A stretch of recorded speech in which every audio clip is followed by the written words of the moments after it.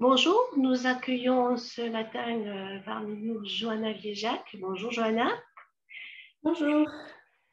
Donc Johanna, vous êtes illustratrice et graphiste Oui. d'origine polonaise, ce qui explique un petit peu le petit accent charmant que vous avez. Vous avez passé quelques années à Paris et ensuite vous êtes venue dans notre région, à la campagne, où vous vivez actuellement. Vous avez illustré un certain nombre d'albums, de livres et vous animez aussi des ateliers. Donc, vous allez nous parler un petit peu de votre univers et nous présenter tout ce que vous pouvez, tout ce que vous avez à votre palette. Oui, je voudrais vous présenter les livres sur lesquels j'ai travaillé et donc ensuite faire une petite démonstration d'illustration pour présenter mieux mon univers. Je vais d'abord parler des livres, des albums jeunesse. C'est comme ça, en fait, je suis arrivée dans cet univers du livre. Au départ, en fait, j'ai une formation de graphiste et au bout d'un moment, en fait, je me posais des questions. Je voulais plus exploiter le côté illustration.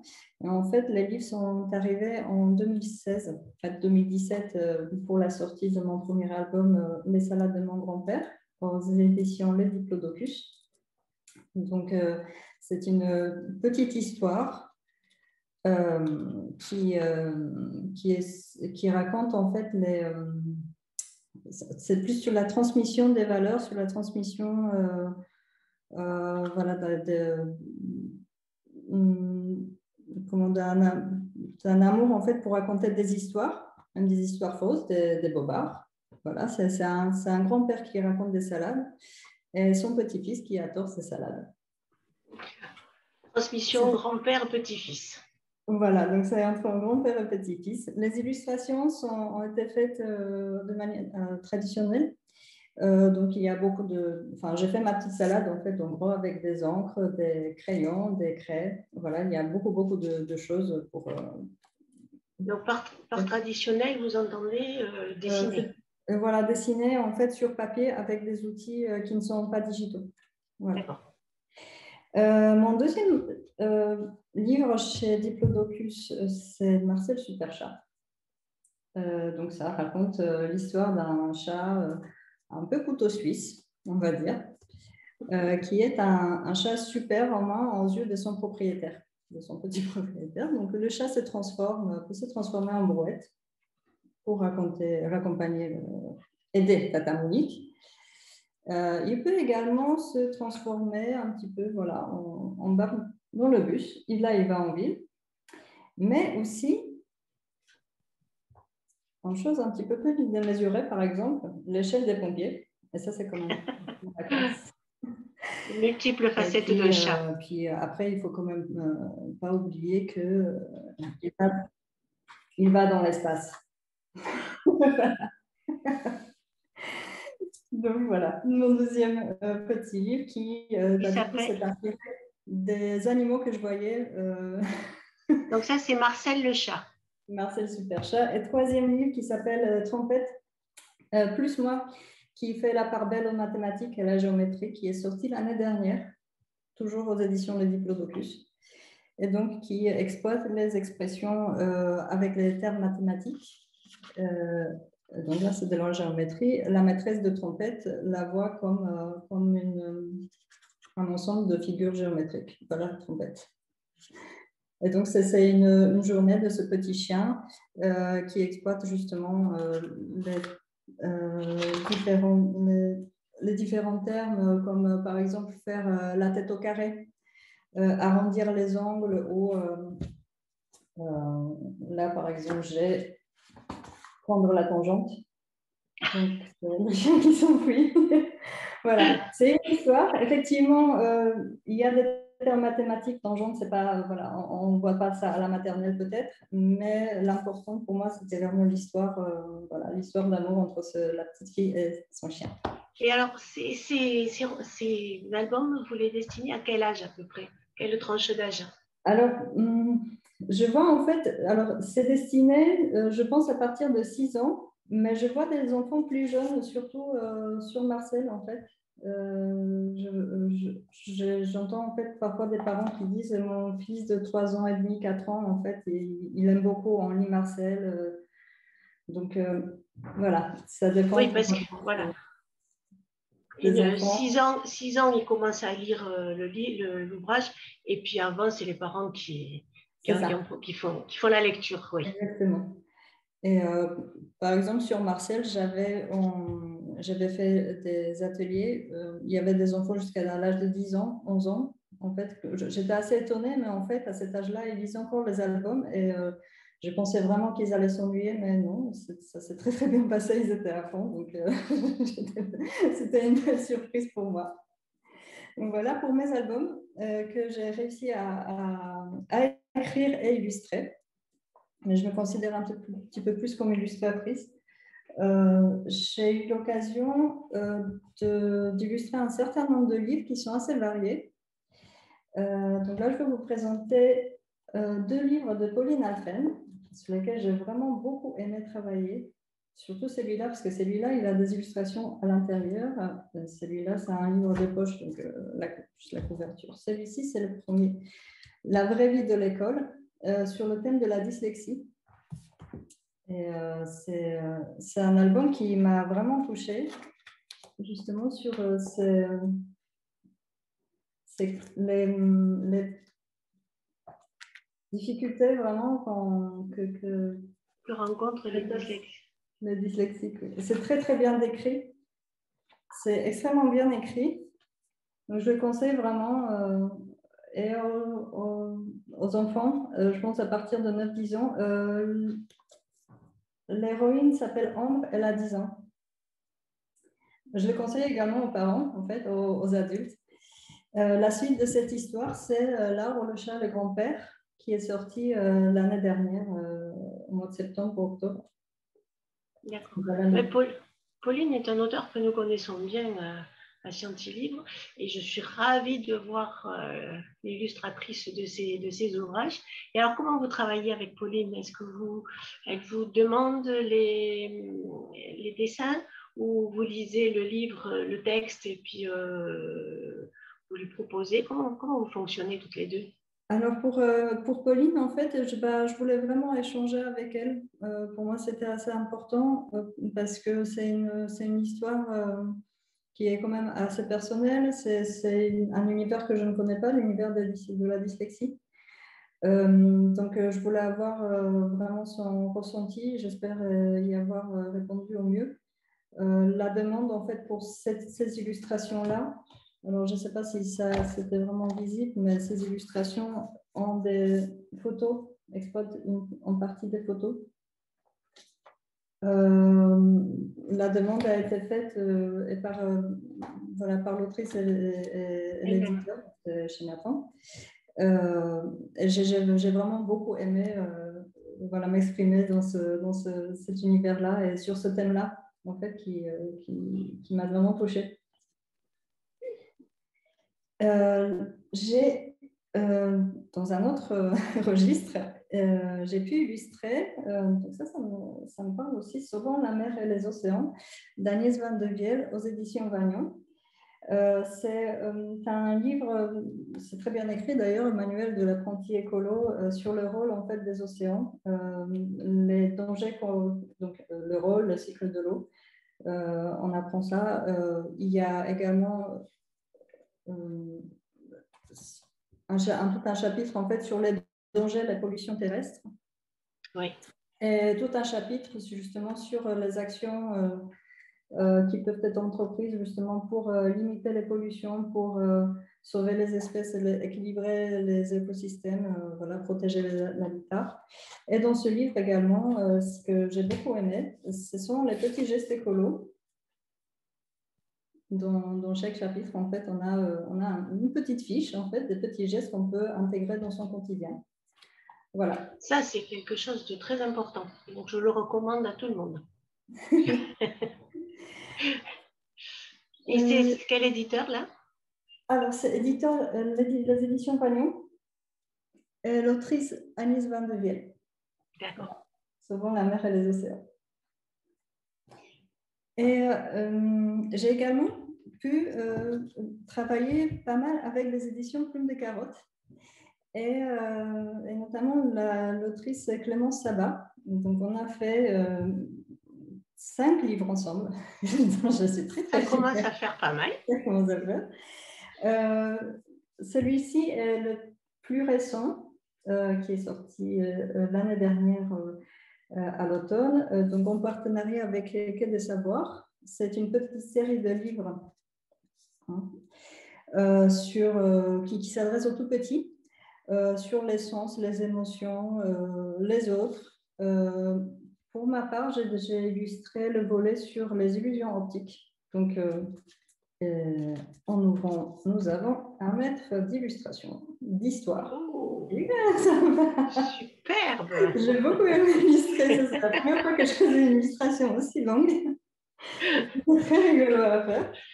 Donc, c'est l'histoire, en gros, d'un petit roi, Raymond, qui, en allant chez sa cousine Ursula, rencontre un certain nombre de choses assez rigolotes, assez bizarres. Voilà, donc il y a des petits exercices également ici pour exercer son œil, voilà, pour s'étonner aussi. Donc ça, c'est dans cette collection Les Savoirs de Petits. Et je voulais vous parler maintenant de la série Les Aventuriers au Jardin Bio. Aux éditions Plume des Carottes et Terre Vivante. C'est une série de livres. J'ai illustré les textes donc, de Clémence. Les tomes portaient sur la cuisine.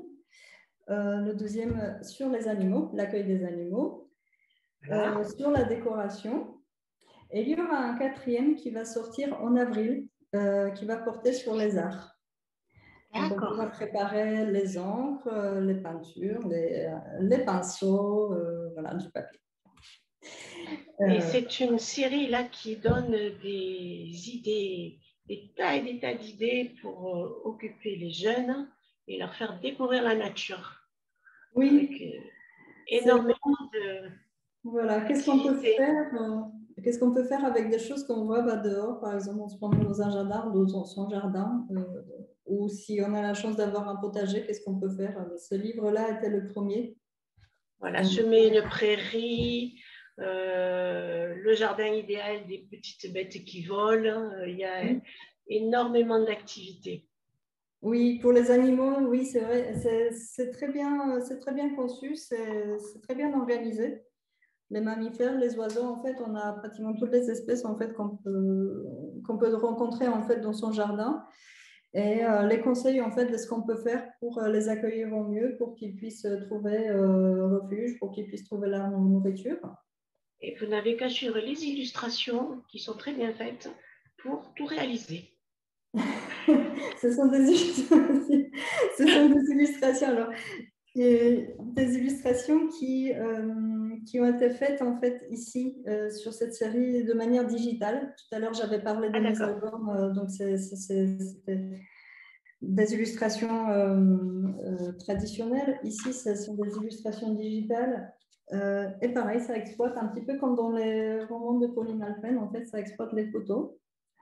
Surtout dans cette partie, dans ce tome-là de cuisine, en fait, je trouvais que c'était assez à propos, qu'on pouvait vraiment peut-être détourner un petit peu les fruits, les légumes, en faire quelque chose voilà, de soit poétique, soit ludique.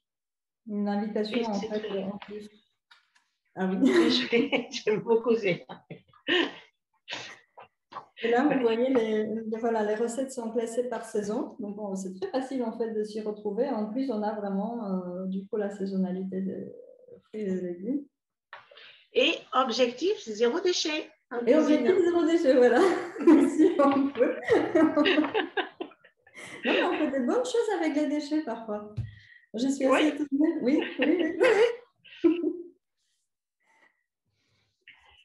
Donc voilà pour ma production jusqu'à présent. Et donc, le prochain qui va sortir très bientôt. Et le prochain, voilà, donc de cette série-là qui va sortir bientôt, qui va porter sur les arts. Voilà, donc je vous invite vraiment à découvrir cette série. Très bien faite. Et donc, avant de passer à votre activité, que vous allez vous montrer un petit peu ce que vous faites, je voudrais juste dire que tous les livres que vous nous avez présentés vous pouvez les retrouver sur l'espace librairie de notre site internet, qui vous ramène à la librairie Ombre Blanche, partenaire du festival. Donc, vous pouvez les commander.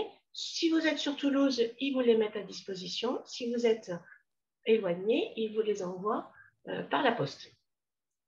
Super, merci beaucoup. Pour passer à la présentation, donc à une démonstration voilà, de mon illustration, je ne sais pas si... Bon. Je voulais en fait faire une démonstration justement avec des éléments naturels. Donc comme ici, vous avez vu en fait, il y a des photos. On peut faire en fait cet exercice également avec des éléments naturels. Pour ma part, j'ai assez ramassé des feuilles, des fleurs, des cailloux. Voilà, je fais sécher les feuilles, les fleurs aussi. Et je les utilise soit séchées, soit fraîches dans les illustrations que j'ai fait justement sur papier de manière traditionnelle avec un stylo simple ou avec ici en fait j'ai un pinceau avec un réservoir. Donc je vais faire en fait une petite démonstration avec cela. Donc pour ça, je vais juste changer de caméra pour que vous puissiez voir ma feuille et que vous puissiez voir ce que je fais. Je la change maintenant. Voilà, donc on est sur ma feuille. Moi, personnellement, j'aime bien avoir de l'espace, donc j'utilise des feuilles A3. Là, je vous ai amené en fait des petites feuilles. Ce sont des petites feuilles du jardin, des petites feuilles de notre buisson. Vous pouvez en fait, je vais peut-être commencer simplement avec une seule feuille. Moi, j'aime bien en fait regarder, c'est un petit peu comme regarder dans les nuages en fait et y voir des formes en fait. De se dire d'accord, ok, c'est une feuille, mais bon, peut-être que je peux la transformer en autre chose. On va voir si je peux la transformer en autre chose. Donc là, je vais utiliser mon petit pinceau. Vous pouvez également utiliser, parce que là, je travaille en fait avec de l'encre de Chine. Vous pouvez très bien travailler l'encre de Chine avec les pinceaux simples, pas forcément avec un réservoir, mais également une plume, ou alors prendre un stylo, un crayon. Moi, j'aime bien en fait que la couleur en fait reste vraiment dans l'élément, donc je travaille qu'en noir, mais utilisation de couleurs, voilà, c'est après à chacun de voir. Donc, on va transformer cette petite feuille en quelque chose. Donc là, je vois bien, je ne vais pas m'éloigner trop peut-être de mes inspirations qui se baladent dehors, à savoir les chats. En fait, on est à la campagne, donc on en a pas mal. On va faire une petite tête qui sort du bout de la feuille.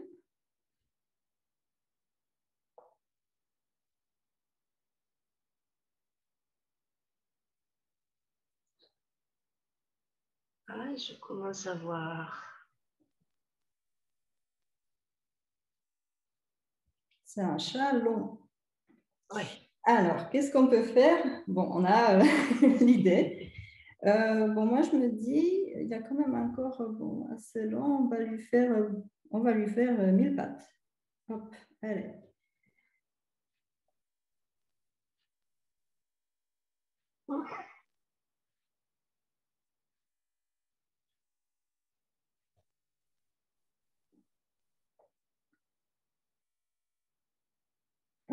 Et voilà la base.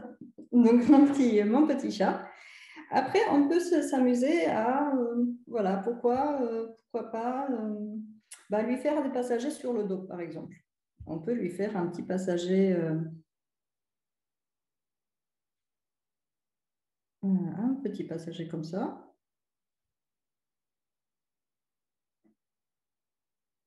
Bon, on va dire que l'oiseau va au travail. Voilà. Il est très élégant. On peut lui faire un petit nœud.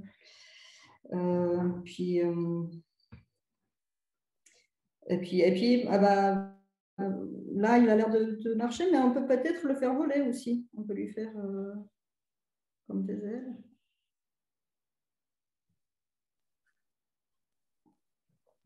Et donc, pour montrer que c'est en l'air, on peut faire des nuages. Finalement, c'est un gros chat volant, voilà, avec un oiseau très feignant, en fait, sur son dos. Donc, d'une petite feuille, on est arrivé à un chat volant. De la petite feuille, on peut arriver à un chat volant. Si vous voulez, si vous souhaitez, alors moi je ne le fais jamais parce que j'aime bien en fait réutiliser mes éléments, mais si vous souhaitez fixer la feuille, je vous conseille en fait d'utiliser de la colle blanche, de la colle souple en fait, plutôt qu'une colle en stick, car certains éléments sont assez fragiles et on aura vite fait de les déchirer. L'application en fait est beaucoup plus simple. Moi j'aime bien l'appliquer au pinceau. J'ai un pinceau un peu pourri que j'ai coupé. Je peux l'appliquer au doigt. Voilà. L'étaler avec une carte, avec un peu de papier. Donc voilà, on peut tout à fait fixer. Là, quand je parlais en fait des petites touches de couleur, on peut faire ça. Voilà mon petit chat qui amène l'oiseau. Et alors, vous dites que vous n'aimez pas coller parce que vous réutilisez. Oui, je réutilise en fait les éléments et puis aussi, en fait, je trouve ça quand même un peu plus facile de garder en fait mes feuilles dedans que sur les pages. Donc, en fait, je garde les dessins.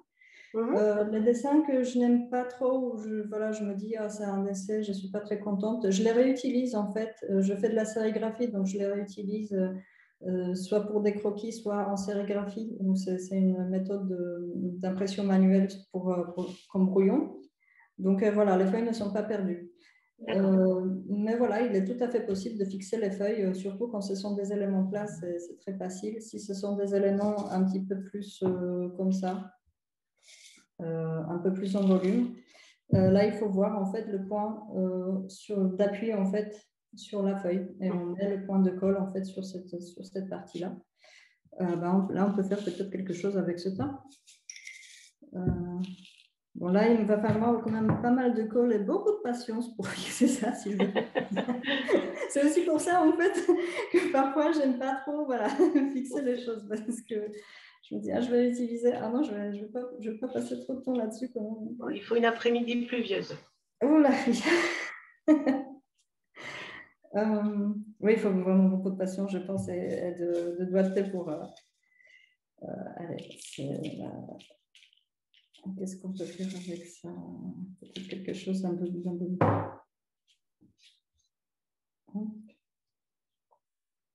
Je vais reprendre. Je voudrais en fait faire. Je me dis en fait, ça m'a fait penser à un chapeau, enfin un couvre-chef. Donc on peut peut-être, vu le temps qu'il fait aujourd'hui en plus ici, faire un monsieur ou madame avec son petit nez.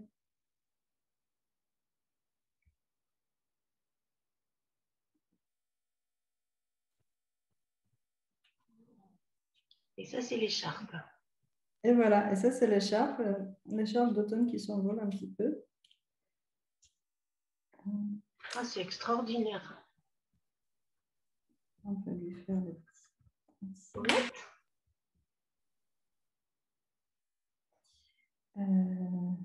on fait la suite du monsieur, madame.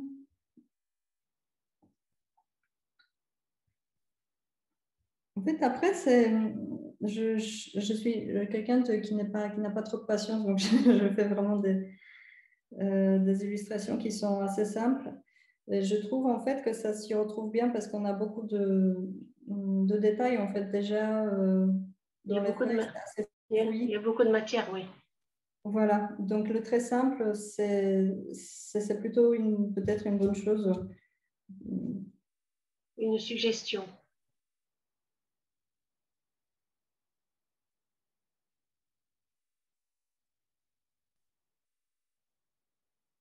Un monsieur qui marche. Et qui cherche son chat volant.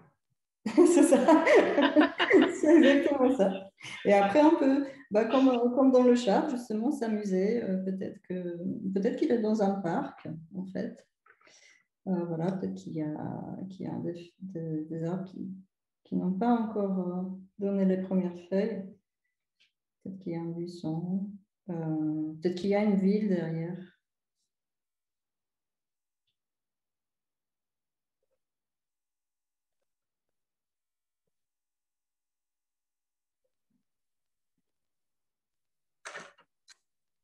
Voilà.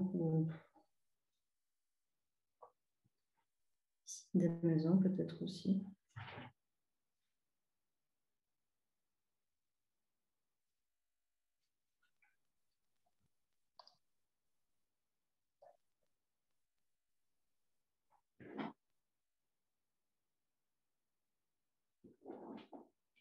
Voilà, donc après, on peut s'amuser, voilà, continuer un petit peu l'illustration, peut-être avec les nuages, peut-être qu'il a un truc dans les cheveux, d'ailleurs, peut-être qu'il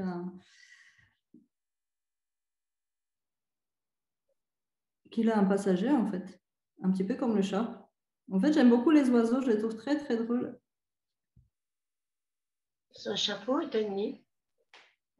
Voilà. Ah, c'est superbe. Donc là, je vous ai montré un petit peu ce qu'on peut faire avec ces feuilles d'automne. Ça peut être des feuilles fraîches. Je voudrais, si j'ai encore un tout petit peu de temps, On a encore un tout petit peu de temps, oui. Je voudrais juste pour aller plus loin, pour vous montrer qu'on n'est pas obligé forcément à s'arrêter aux feuilles sèches ou des objets plats. Je souhaiterais vous montrer, donc je vais basculer maintenant sur le partage d'écran. Je vais vous montrer des planches d'illustration. Je partage l'écran maintenant. Voilà. Donc là, par exemple, on a les feuilles des grenadiers. Donc c'est toujours un petit monsieur qui se promène. Ce sont des feuilles fraîches. Mais après, vous pouvez aussi essayer de faire avec des fruits, en les coupant ou pas, des fleurs, des petites fleurs de châtaignier ou de marronnier.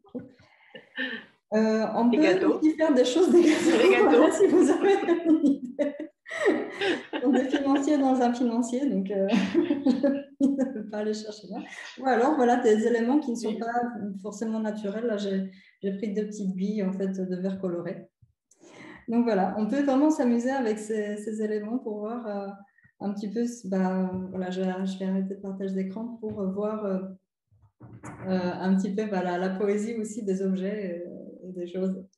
C'est vraiment superbe ce que vous faites. Merci. J'aime beaucoup.